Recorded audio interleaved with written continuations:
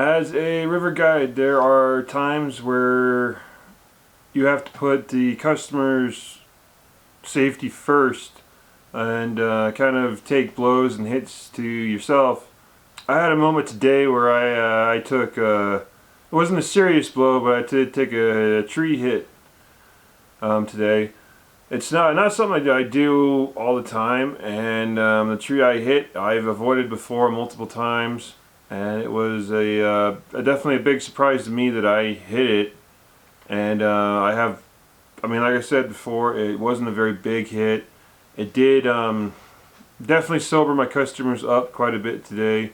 Anything that kind of hits the guides or kind of causes them to get a bit more panicky out there on the river definitely sobers customers up real quick. Due to the lower water level, we as a company were kind of dropping down on the still water. We are currently on the lower still water. There are three sections of the still water. There's an upper, a middle, and a lower still water. Right now we're on the lower still water, which we put in on the still water and actually take off the Itchkippy Park in Columbus, and that's actually on the Yellowstone River, which is a fun river, and the last few miles of this float are on the Yellowstone River. Anyway, my boat was going out this afternoon. I only really had an afternoon trip today, and everything was going fine, having a fun time. There were actually a group of about 18 or 17 or 18 today. We had divided them up into three boats, so six, and five or something like that. I don't remember the exact numbers. And I was on an oar frame. Just happened to be the way it was today. Going down the river with my group of five in my boat today. We were going through, got all the really big stuff, the Beartooth Drop, Dew Drop, Nemesis, whatever you want to call it. Splashes, the cliff jump. It was a great time. We got down past Fireman's Point, which is the last public access on the Stillwater River. A little ways down past that, that's kind of where you can kind of sort of start to relax. There aren't that many rapids, but you can't relax too much because they're past Fireman's Point and kind of along to where the Stillwater and the Yellowstone join the confluence there. That is where all the big trees seem to collect, right in that area. And there's this one tree, it fell off the bank a couple of years ago, and just due to erosion really. And it was sticking out in the river, and it's been sticking out that way for, like I said, years now. Anyway, me and this other boat were getting kind of close together. One of us should have back paddled up a little bit. Didn't really happen. And I ended up going into the top of this tree. So there was the main river is going this way, and this tree sticking out here, and there's a big eddy behind it, and kind of right next to it is a rather shallow rock bench that falls in the river. There's still water coming over it, but there's no way in the world you can put a boat over it right now.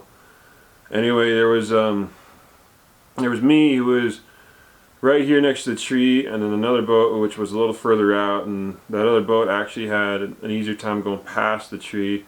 I ended up having to get my customers to paddle forward and actually nudge the other boat out of the way, and I think I took about a foot off the top of that tree, maybe a little bit more. I took a few scrapes and scratches, but luckily the oar frame I was on actually took the worst of the beating. The tree got hung up on one of the towers and actually bent the tower out, which thankfully that's an easy fix. I carry a frame wrench with me on the river. It was definitely a big surprise and a big shock. I got hit right here in the hand. I got a couple, I don't know if you can see that. Well, anyway, I got a couple little marks right there, nothing too big, and then I got hit in the knee as well, and my knee's fine. Just really scrapes and abrasions, nothing too big at all. It definitely did give a really big snap out of the tree. It's a dead tree, so I mean dry, even though it's in the river, it snapped off pretty good. And like I said before, it definitely sobers the customers up when you do something like that. Probably the worst tree I've had in a while. as a boater and a guide, it's going into trees is one of those things that you really don't want to do. Even though I did it today. Anyway, I mean, I'm fine. Customers are fine. I'm fine. And it's kind of like I said though. It's as a guide, I would prefer to take a hit to myself and then to have anyone of my customers injured or hurt in any way. In certain circumstances, sure, I'll put my life first over the customers, but that's in some circumstances. Right now, in this scenario, I took that hit. I'm fine. Everybody's fine. It sobered people up, so that's all right. The mood on the boat cheered up a little bit. A few more minutes after the tree hit. I mean, the customers were sober and they were saying, "Sorry about hitting my hand and hurt my hand, but I'm fine. I managed to work the oars perfectly fine. Nothing too bad. A few scrapes and breaks. That's it." Looking back now, I am kind of happy I took I think the top foot or two off that tree, hopefully, so it's a little easier to pass between the tree and the rock bed now. Looking ahead, try not to get too close to any more boats for me in the future. I don't really want to repeat that again.